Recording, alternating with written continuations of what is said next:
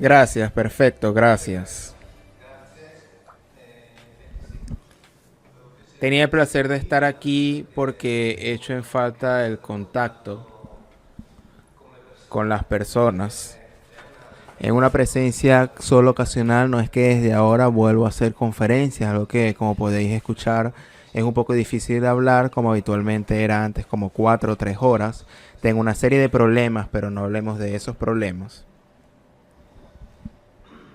No hablemos de problemas. Ahora mientras escuchaba a Gaspar hablar de amor, estaba pensando cuánta distancia hay entre estos señores y los de los bíblicos, caso a Misisa. Realmente hay un universo en el sentido que en el Antiguo Testamento hay de todo menos que amor. En el sentido que en el Antiguo Testamento hay el exacto opuesto. Entonces efectivamente en suma estos han tenido una gran evolución o son decididamente otros.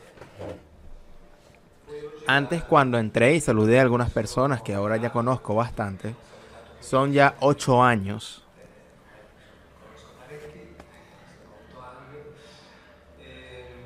Una persona me dijo, oye, cuando hablas de un cierto tema me preocupo un poquito por ti. Entonces, no sé si podrías evitar, le dije, mira, que tengo la intención precisamente de hablar de eso hoy. De hecho, lo mencionaré un poquito. Otra persona me dijo, ¿sabes que los que están buscando el famoso planeta 9, el planeta X, lo están buscando en cierta zona del cielo? Y le he dicho, mire por dónde, he traído algo, pues esta tarde quería mencionar esa zona del cielo. Fue, no sé cómo decir, pura casualidad. Encuentro dos personas y ambas me hablan de un tema, ambos.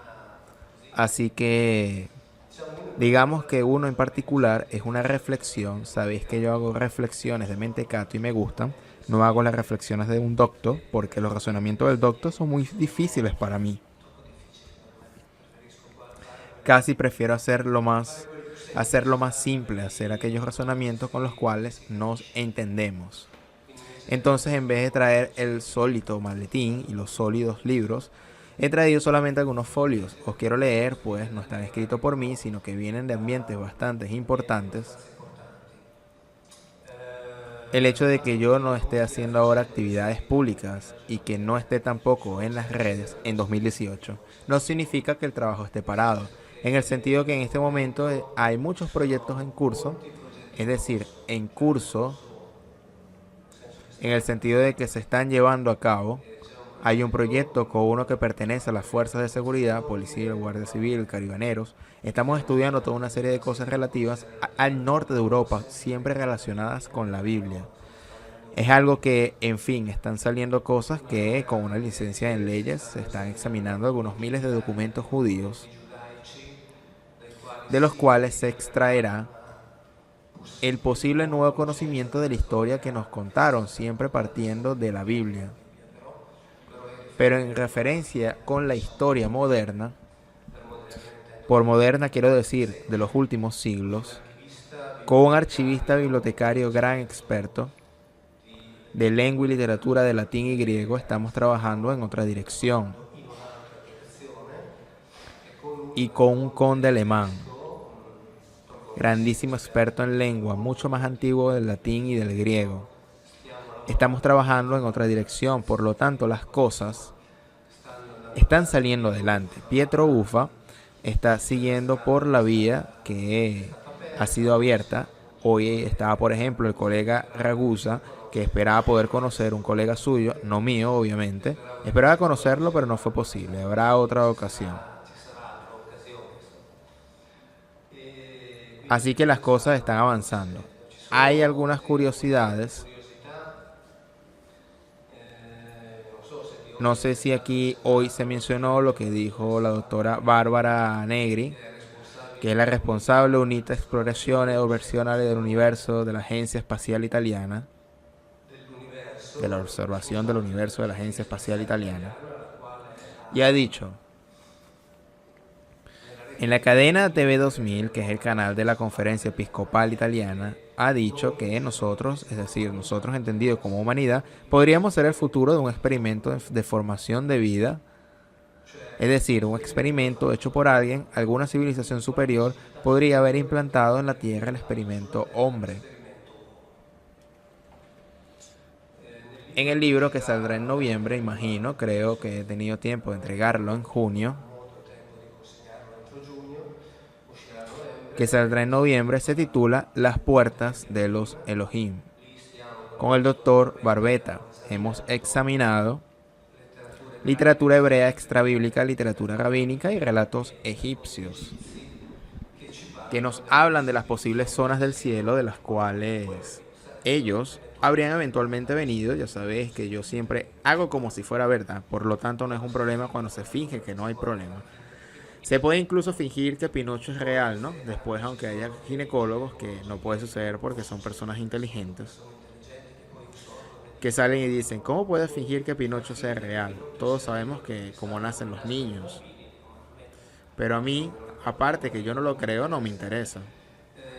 Yo hago como si Pinocho es real en el momento en que lo declaro honestamente y se acabó.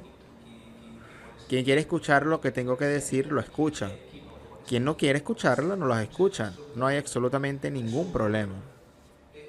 Y una de las curiosidades que quería contar en esta es esta. Es de septiembre del 2018. Encontraréis en internet, ha sido publicada por Rai News, donde se dice que sabéis aquellos de vosotros que conocen toda la saga de Star Trek. Sabéis que el Dr. Spock era del planeta Vulcano. Bien, la noticia que fue publicada es que el planeta Vulcano, obviamente, si está allá arriba, no se llamará así, pero existe de verdad. Existe en la constelación que gira en torno a la estrella 40 Eridani A. Lo interesante es que los guionistas de Star Trek lo situaron allí hace 30 años, solo que lo han conocido solamente ahora. Por lo tanto, los guionistas de Star Trek sabían mucho más. Esta es otra de mis convicciones, que la ciencia ficción no es fantasía presentada a la ciencia, sino que es un sistema a través del cual nos dicen cosas que ya se conocen. Nos lo dice de una forma que sea para nosotros aceptable. Para quien lo quiere aceptar dice, ah, sí, podría ser verdad. Otros dicen, no, es pura fantasía, ¿a quién le importa? Como toda la tecnología que tenía Star Trek hace 30, 40 años, ya la tenemos toda ahora, toda. Sabéis que también el teletransporte ya ha sido experimentado y para los rusos entre el 2050 el teletransporte será entre comillas normalidad. Esto responde también a todos los que nos dicen, bueno, fijamos que existen los extraterrestres, pero aunque fuese verdad, a la velocidad en que nosotros nos podemos mover o en todo caso la tecnología se pueda mover, no tendremos ninguna posibilidad de contacto y esto es realmente una estrechez mental que es absolutamente inaceptable. Porque quiero decir, realmente quedarse en una mentalidad que es todo menos científica, pensamos al tipo de tecnología que podría tener nuestra civilización simplemente dentro de 500 años, no digo dentro de 1.000.000 de años. Dentro de 500 años no podemos ni siquiera imaginarlo. Así que el hecho que ciertos lugares en el espacio pueden ser alcanzados a un lugar para nosotros inimaginable es absolutamente ya posible. Y los jóvenes, quiero decir, los que ahora son los chicos adolescentes, seguramente lo verán. Lo verán, por lo tanto, para ellos ya no será ciencia ficción, será ya la normalidad. Así que hay que tener la mente abierta a estas cosas, así como hay que tener la mente abierta sobre lo que está escrito en el libro Resi Humani. Me alegra mucho que haya científicos con la S mayúscula, científicos, porque lo que no tienen la mente abierta no son científicos, son cientificistas. Son los dogmáticos de la ciencia, son contra la ciencia, porque la ciencia no puede ser dogmática. Por definición, por suerte están los Pietro Buffa, por suerte están los colegas como Ragusa y entre otros. que están abiertos a la posibilidad, y permaneciendo abiertos a las posibilidades se pueden obtener un montón de respuestas. Ahora bien, el hecho de que este planeta haya sido, entre comillas, descubierto y haya sido escrito en la revista Monthly Notice of the Royal Astronomy, y que diga que es un planeta que puede tener vida, nos hace pensar que hace 30, 40 años, lo hipotizo, le coloco justo allí, quizás sabía algo más de lo que nosotros podemos imaginar. Por lo tanto, los que escriben ciencia ficción son guionistas y no actúan solo con la fantasía, sino con lo que trabajan. Y trabajan, digamos entre comillas, siendo informados, porque sabemos que hay varias formas de desplazarse en el espacio. Sabemos que en la Universidad de Nápoles ha sido construido un primer prototipo de un agujero de gusano. Es decir, el sistema para viajar a través del espacio-tiempo, y aquí hablamos de la Universidad de Nápoles. Es como decir, hay otra posibilidad. Por lo que es inteligente y por lo menos de sentido común mantener la mente abierta. Por lo que es inteligente hacer eso. Y pensar que cuando nosotros nos encontramos frente a preguntas a las cuales creemos no tener respuestas, es suficiente a veces que miremos atrás y que fijamos que sean verdad las respuestas que nos dieron los antiguos y tenemos las respuestas. Es decir, cuando yo escucho ciertos científicos, leo, sé los nombres y apellidos, pero como no me gusta ir a lo personal, no me interesa. Probablemente no sabremos nunca, dicen. Pienso en los Pietro Buffa, etcétera, que dicen, tal vez haya la posibilidad de saber. Ok. Esta es la diferencia sustancial, porque los Pietro Buffa no son los arrogantes, al opuesto a aquellos que dicen, no, total, esas cosas nunca las sabremos, puesto que para la ciencia ciertas cosas no aceptables. No, los científicos de verdad dicen, tengamos la mente abierta. Y si tenemos la mente abierta, quizás podremos saber. Bien, ¿por dónde empezamos? Podemos empezar por un montón de temas. Daniel le señaló un cierto comportamiento del cual somos víctimas. Hay aquí entre vosotros una persona que pertenece plenamente al mundo hebreo, que vino a hablarme antes y que vino a, no solo por las felicitaciones, sino porque me complació su reconocimiento, que se une a otros reconocimientos que vienen del mundo hebreo, que me escriben en privado, donde me dicen que ya era hora que alguien dijese ciertas cosas. Quiero hablar de ciertos trabajos que estoy haciendo. Ahora estoy trabajando en un libro que saldrá en mayo. Estoy trabajando en una investigación que estamos llevando a cabo sobre la relación entre el antiguo Israel y el norte de Europa, algo que te pone la piel de gallina. Estoy trabajando en una graduada en Derecho, en una, digamos así, bueno, no digamos reescritura, una especie de revisión de la historia de los últimos 3 siglos, a partir de referencias bíblicas hasta nuestros días. Y una cosa muy dura, es algo muy denso. Sí. Por tanto, más allá del tema conferencia, el trabajo obviamente sigue adelante. Porque como podéis imaginar, me apasiona, de lo contrario, desde luego no estaría aquí. Entonces se está trabajando en varias direcciones. Siempre con el mismo método, el de hacer de cuenta que, como si eso fuera verdad, al que se le añade, sin embargo, otro tipo de planteamiento que concierne especialmente la historia que va desde el 1700 hasta nuestros días, que aquí vamos en serio. Por lo tanto, desde ese punto de vista, dejamos de hacer como si es cierto y vamos en serio. Vamos en serio también porque Esa historia descrita sobre la base del análisis del estudio de 5.000 documentos judíos, por lo tanto todos procedentes de fuentes internas judías, ninguna fuente exterior. Y en definitiva es necesario que finalmente alguien diga ciertas cosas y que esas cosas se pongan a disposición de la reflexión de las personas. Porque como sabéis, ese es mi propósito. Procurar que las personas sepan que más allá de lo que oficialmente nos es relatado por la historiografía oficial, hay otras posibilidades, hay otras hipótesis y otros contenidos. Hay otras, entre comillas, verdades.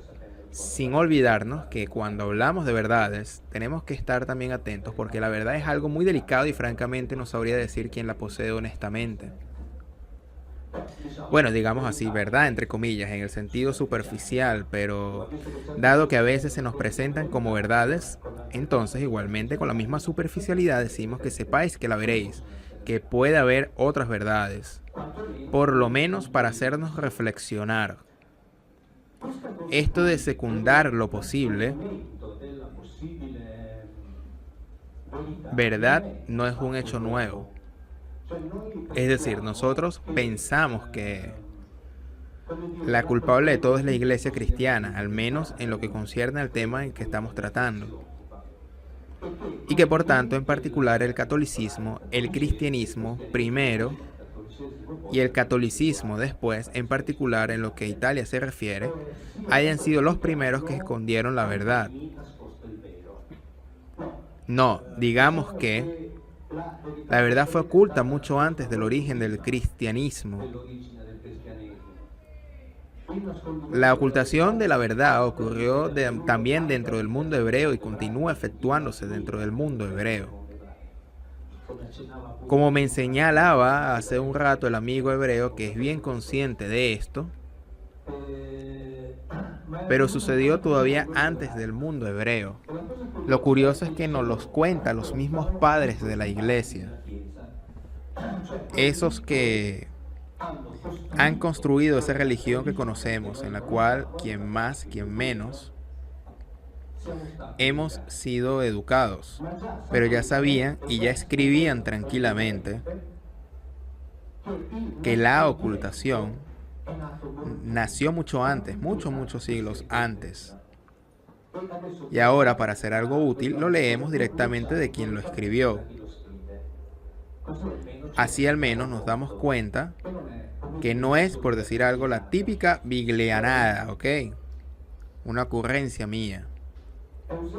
Eusebio de Cesarea, 263-239 después de Cristo, es padre de la iglesia, uno de los grandes constructores del cristianismo, y él en su Preparatio Evangelica escribe algunas cosas que son muy interesantes. Se refiere a estudios de Filón de Biblos, un historiador del segundo siglo después de Cristo, del cual había tenido acceso a los estudios y a los escritos de un sacerdote fenicio del 1200 a.C., que se llama Sanchoniaton, y reportando los estudios de este sacerdote del 1200 a.C., escribe que en el transcurso de la obra, Sanchoniaton reconoce que las divinidades, estamos en el 1200 a.C., ¿ok? No el Dios supremo ni los dioses celestes, sino simples individuos mortales, no de costumbres tan incorruptas para ser aceptados por su virtud o imitados por su sabiduría, sino llenos de maldad y de perversiones de toda índole. Cuando leemos la Biblia, encontramos la descripción sustancialmente de uno de estos, de Yahweh, que era uno de los muchos Elohim. Pero no estaba solo él. Nosotros estudiando la Biblia tenemos conocimiento de él Pero no estaba solamente él. Después de hacer estas observaciones, él critica duramente a los escritores que vivieron en épocas sucesivas por el hecho de que de una manera falsa y arbitraria interpretaron de manera alegórica, fundándose en explicaciones y teorías y por lo tanto desvirtuando los mitos relativos a los dioses. Es decir, lo han interpretado falsamente como si fueran alegorías, de manera alegórica, que es exactamente lo que se continúa haciendo en la actualidad. El que nos dicen constantemente que debemos hacer. Eso es lo que nos dicen. Es decir, debemos leer los relatos antiguos en clave alegórica y metafórica. Eso es lo que nos dicen. Porque no son ciertos. Porque los antiguos tenían tiempo para perder.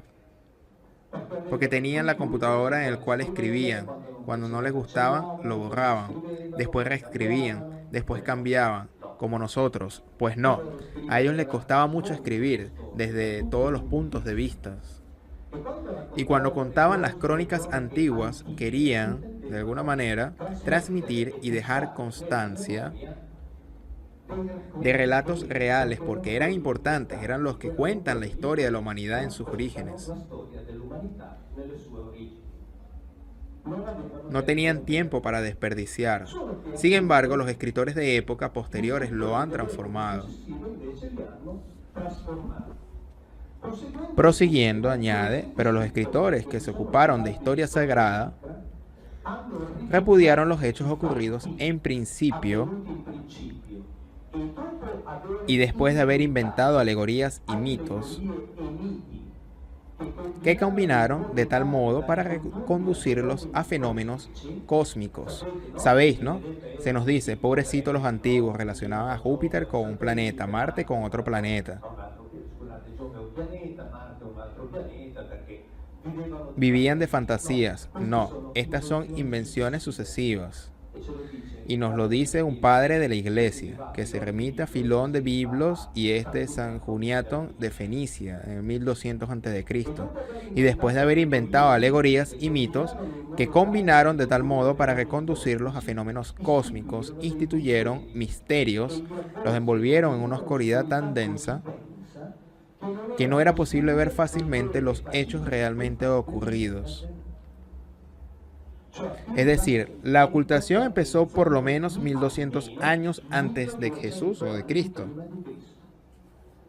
Y fueron las castas sacerdotales, que eran los que conocían los hechos realmente ocurridos, pero que sabían bien que no podían contarlos tal como eran en sus súbditos. No debemos pensar en los sacerdotes antiguos como personas que se ocupaban de las almas. Eso es una invención posterior del cristianismo.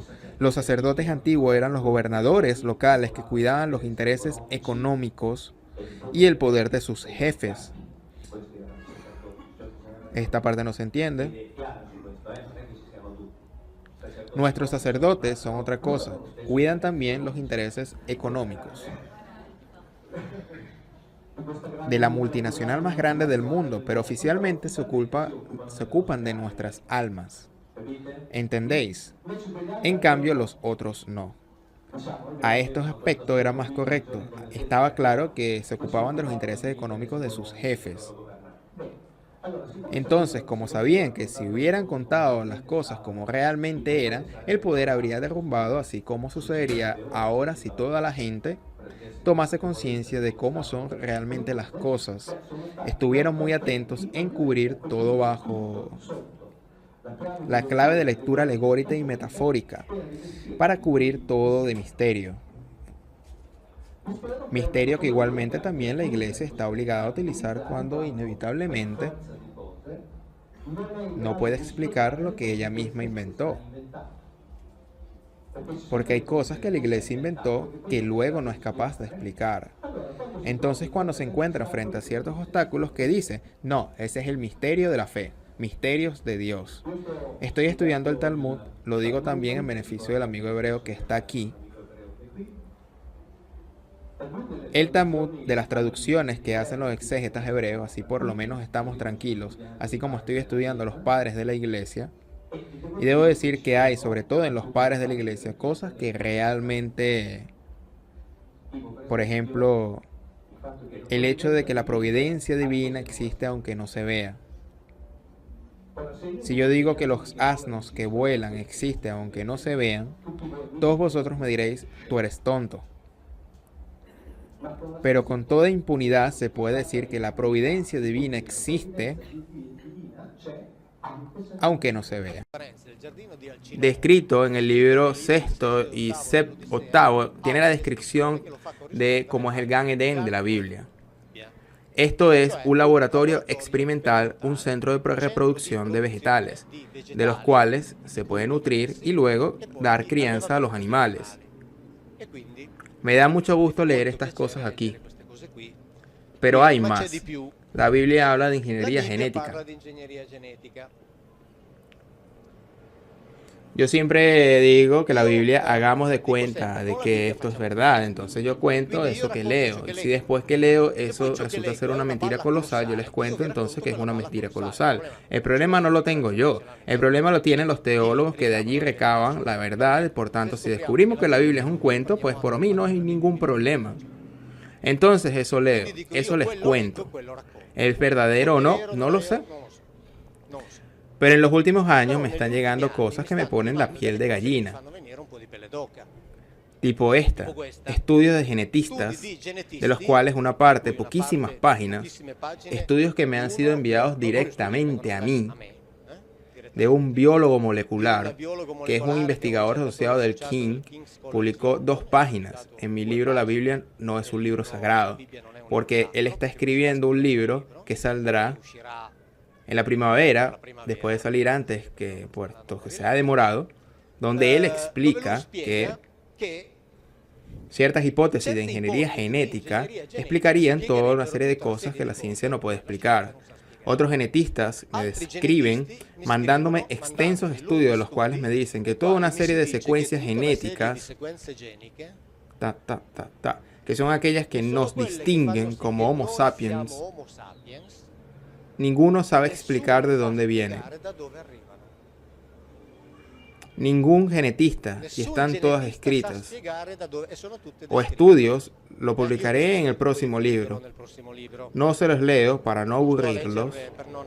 Les leo la conclusión. Estupendo. La única explicación que queda es considerar Eva mitocondrial. Mitocondrial es un nombre que los genetistas le dan a la primera Eva sapiens y a Adán cromosómico Y como clones producidos en muchos ejemplares.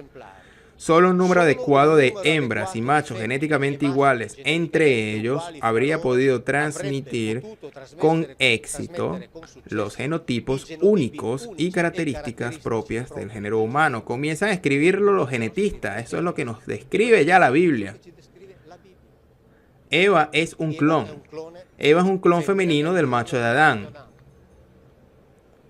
Y hasta nos dice de dónde tomaron las células, de la parte ubicada abajo. La ciencia empieza a escribir estas cosas, pero otra cosa que me puso la piel de gallina nuevamente es... ¿Vieron el paraíso terrestre colocado allí, verdad? El norte de Mesopotamia. Se lo escogieron como lugar y hacían una serie de experimentos. Las Ciencias, agosto del 2014, nos habla del trigo, de cómo tuvimos nuestro trigo. Escuchen lo que escriben. Mucho antes de la invención de la agricultura, un componente salvaje, familia Trichicum orartu. Orartu es la cadena montuosa donde está el arar, o llamado orartu, porque está allí. Entonces, un componente salvaje, Trichicum orartu, experimentó, entonces fue la planta la que la experimentó, un evento genético que jamás podría haber sucedido. Englobó completamente el entero genoma de otra planta, Lo escriben ellos. Ocurrió, pero no podía suceder. Imposible. Pero no podía suceder. Pero aquí no termina. Hace 8.000 o 9.000 años, en la región comprendida entre la actual Armenia y suroeste del mar Caspio, siempre allí, ocurrió un segundo evento genético imposible. El Triticum desconcum, completamente un genoma de otra planta, para generar el Triticum espelta, luego una serie de ulteriores modificaciones genéticas, llegaron nuestro Triticum stivum, el grano tierno con el que hacemos nuestro pan. Lo escriben ellos, todas cosas que la naturaleza no pudieron ocurrir. Y en vez de ello, ocurrieron, pasaron. Demos paso de una vez y nos preguntamos quién los hizo. Nos cuentan los textos antiguos quién los hizo. Nos lo dicen, allí tenían el Gan Eden. Allí experimentaban, allí cultivaban todo esto, criaban todo tipo de animales que les servían. Y aquí está escrito. Ocurrieron modificaciones genéticas, porque por sí solas no parecen, y eso está escrito. Demos el paso, en vez de continuar diciendo, no, no es posible, todo es mentira, todo es mito, fábula. No, hagamos de caso de que es cierto, y quizás una serie de cosas más. La Biblia nos dice que hicieron al Adán, ya dijimos cómo, y después dice que en un cierto punto el Adán lo pusieron en el Gan Eden. Lo que significa que no lo hicieron en el paraíso terrestre, fue hecho en otra parte. La genética actual está identificando 4 linajes humanos, de los cuales el más antiguo es el que conocemos como Sapiens clásico, que surgió en el suroeste de África. Entonces allí hicieron los primeros experimentos en los homínidos. Después, dice la Biblia, tomó el Adán y lo puso en el Gan Edén, con el artículo el Adán, porque no es el nombre de uno, sino que significa un grupo de machos, que lo llevaron, como lo dice la Biblia, este grupo de Adán, llamémoslo el Adán, para no equivocarnos, este Adán tenía que trabajar en el Gan Edén, a cuenta de los Elohim. Entonces le dan, dice la Biblia, los animales y las plantas para ocuparse. Después la Biblia hace una afirmación curiosa, pues dice que los Elohim se dan cuenta que la compañía de los animales para el Adán no era suficiente. Captan y deciden hacerle una hembra. Me imagino la escena.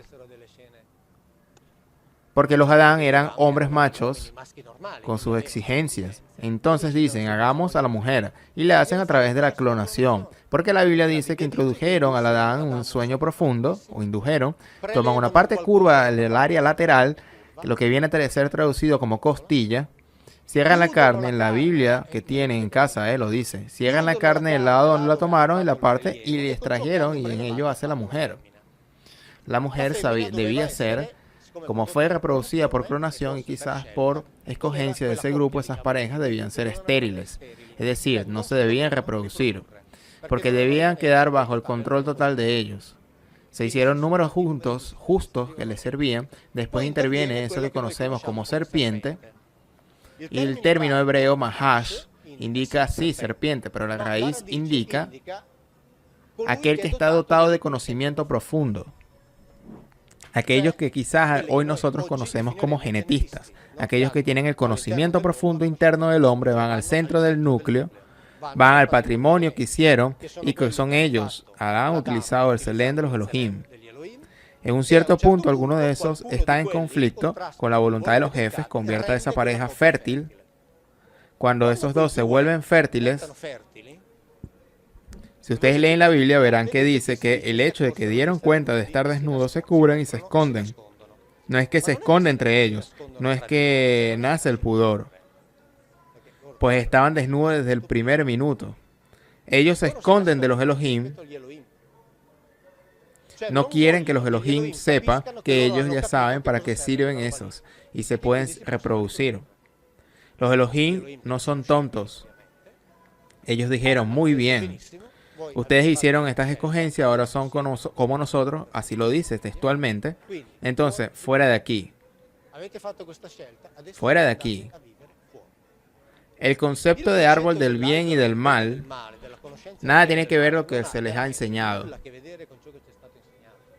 Ni siquiera en la Biblia está el significado que ellos hayan entendido. El concepto teórico del mal, lo que es justo o injusto, lo que es bueno o no, los términos hebreos dicen que desde ese momento ellos experimentarían los efectos positivos y negativos de la decisión que tomaron. Tanto es que dice el Adán, ahora cuando tengas hambre, será de ahí, comerás. El problema de comida es que no tenías. Ahora fuera de aquí, será cosa tuya que resuelvas. Y a ella le dicen, ahora entenderás, pero no es de condena, es lo que define una sentencia, ¿ok? Quisiste tomar una decisión, bueno, ahora entenderás que hacer hijo daña mucho y no te condena a sufrir. Tomaste esa decisión. Verás cómo te hará mal. Nacemos muy pronto. Nacemos con la cabeza muy grande. Nosotros somos los animales que tienen estadísticamente en el parto porque nos hicieron mal.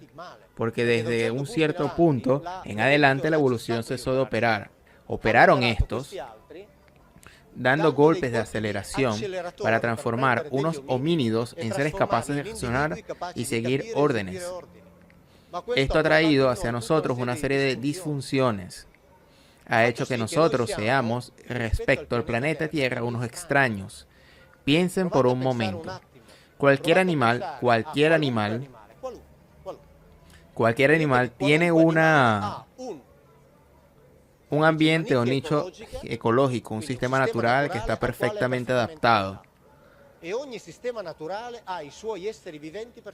Prueben pensar en el ser humano desnudo y encuentren un sistema natural en el cual hombre está por naturaleza adaptado. No hay uno. No hay adaptación, no hay uno. Nosotros debemos intervenir sobre el ambiente exterior y modificarlo, porque nosotros desnudos en cualquier parte morimos. La naturaleza nos mata, porque no nos adaptamos a nada. Para usar el significado que está en los diccionarios italianos, nosotros somos respecto al planeta Tierra un alieni, un extranjero, que no significa aliens, sino extraños. Porque en un cierto punto fuimos hechos muy velozmente, y los Elohim lo sabían. Le dicen al Adán cuando lo sacan, tú dominarás sobre los animales, porque el hombre puede solo dominar. Dominar quiere decir intervenir en el ambiente y modificarlo. Si quieres vivir de otra manera vas a morir. Somos inadaptados. Termino con esto algo que es curioso. Cuando Eva fue tentada por la famosa serpiente, se dice que come el fruto. Entre ahora las cosas que se dicen no deben leerse de manera literal, porque la Biblia lo dice en llave simbólica y Viglino no ha entendido que su significado es simbólico. Entre hay cosas que se construyeron, grandes significados sobre la manzana de Eva.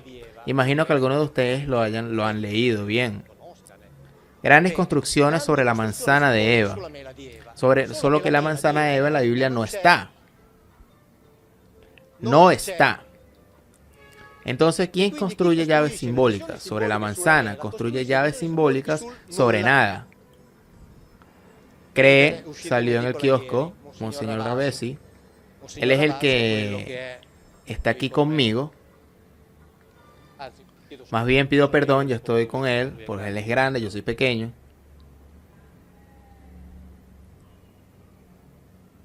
Monseñor Ravasi es en esta entrevista sobre la Biblia, dice cómo sucede cuando usas el texto en lengua original y ves u otros te hacen notar ciertas sutilezas de la lengua que te sorprenden.